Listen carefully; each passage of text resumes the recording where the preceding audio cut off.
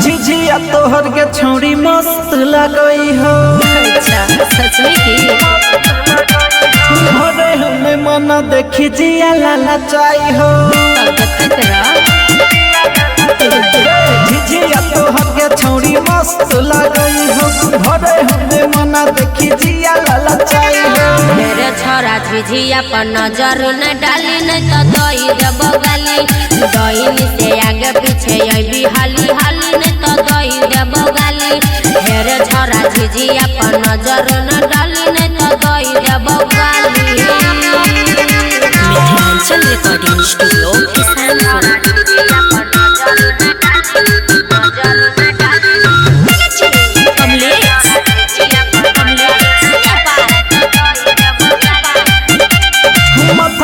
झिझिया चमचम करई छ।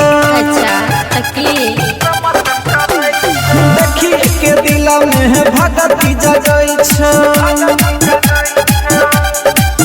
हाँ माथा बाप झिझिया चमचम करई छ। देखी के दिल में भगती जगई छ। भगती के नाम लेके हम के लोभाली छोरा दई देब गाली। ढेरे छोरा झिझिया पर नजर न डाली न तो दई देब गाली।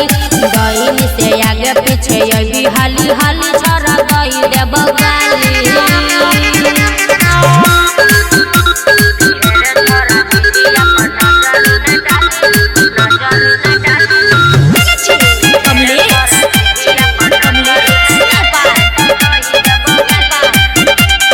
राजू जितेंद्र और राम दुलार में तब की भेले बोले